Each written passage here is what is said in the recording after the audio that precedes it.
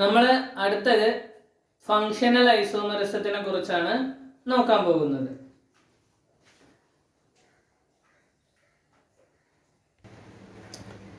എന്താണ് functional isomerism? നോക്കൂ, compounds having same molecular formula but different functional groups are called functional isomers.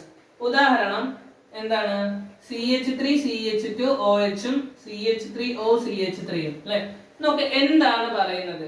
ഒരേ molecular ഫോർമുലയും വ്യത്യസ്ത functional ഗ്രൂപ്പും ഉള്ള കോമ്പൗണ്ട്സിനെയാണ് നമ്മൾ എന്തെന്ന് വിളിക്കുക?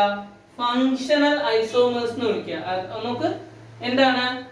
ഒരേ തന്മാത്രാ സൂത്രം ഉണ്ടായിട്ടും ഫങ്ഷണൽ ഗ്രൂപ്പ് വ്യത്യസ്തമാണെങ്കിൽ അവയെ നമുക്ക് എന്തെന്ന് വിളിക്കാൻ പറ്റും? ഫങ്ഷണൽ ഐസോമറിസം അല്ലെങ്കിൽ ഫങ്ഷണൽ ഐസോമേഴ്സ് എന്ന് വിളിക്കാൻ പറ്റും. ഓക്കെ, സംഭവം ഇത്രയേ ഉള്ളൂ. ഫങ്ഷണൽ ഗ്രൂപ്പ് മാറിക്കഴിഞ്ഞു കഴിഞ്ഞാൽ അതെന്താണ്? ഫങ്ഷണൽ ഐസോമേഴ്സ് ആണ്. ഓക്കെ, ഉദാഹരണം നോക്കാം. എത്തനോളിന്റെ ഉദാഹരണം നോക്ക്. എത്തനോളിലെ ഫങ്ഷണൽ ഗ്രൂപ്പ് എന്ന് പറയുന്നത് OH ആൽക്കഹോൾ ആണ് അല്ലെ. എന്താണ്? OH ആൽക്കഹോൾ ആണ് അല്ലെ. നോക്ക്, അതേ മോളിക്യുലർ ഫോർമുലയുള്ള വേറൊരു കോമ്പൗണ്ട്, വേറൊരു സംയുക്തത്തിന്റെ ഫങ്ഷണൽ ഗ്രൂപ്പ് O ആണ് അല്ലെ. എന്താണ്? O ആണ്. നമ്മൾ അതിനെ എന്തെന്ന് വിളിക്കും? ഈതർ എന്ന് വിളിക്കും. അതിനെ എന്താ വിളിക്കുക? ഈതർ എന്ന് വിളിക്കും. നോക്ക്, ഇവരുടെ രണ്ടുപേരുടെയും മോളിക്യുലർ ഫോർമുല, തന്മാത്രാ സൂത്രം എന്താണ്? ഒന്നാണ്, C2H6O ആണ്. പക്ഷെ എന്താണ് വ്യത്യാസം വരുന്നത്? അവയിലുള്ള ഫങ്ഷണൽ ഗ്രൂപ്പ് മാറുന്നുണ്ട് അല്ലെ. അവയിൽ ഉള്ള ഫങ്ഷണൽ ഗ്രൂപ്പ് എന്ത് ചെയ്യുന്നുണ്ട്? മാറുന്നുണ്ട്. ഇങ്ങനെയുള്ള സംയുക്തങ്ങളെ, കോമ്പൗണ്ട്സിനെ വിളിക്കുന്ന പേരാണ് എന്ത്? ഫങ്ഷണൽ ഐസോമേഴ്സ് അഥവാ ഫങ്ഷണൽ ഐസോമറിസം.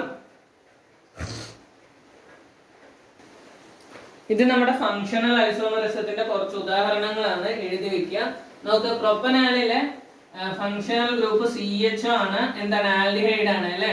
അതേ സമയത്ത് ഇതേ മോളിക്യുലർ ഫോർമുലയുള്ള പ്രൊപ്പാൻ 1ന്റെ അല്ലെ, പ്രൊപ്പാൻ 1ന്റെ മോളിക്യുലർ ഫോർമുലയിലെ ഫങ്ഷണൽ ഗ്രൂപ്പ് ഏതാണ്? CO അല്ലെ. എന്താണ്? CO അല്ലെ. നോക്ക്, ഈ ഒരു വ്യത്യാസമാണ് അതിന്റെ ഫങ്ഷണൽ ഐസോമറിസം ആക്കുന്നത്. ഇനി നോക്കിയാലോ, ബ്യൂട്ടനാലിന്റെ ഫങ്ഷണൽ ഐസോമറിസം നോക്കിയാലോ. നോക്ക്, CH3CH2CH2CHO അല്ലെ. എന്താണ്? CHO.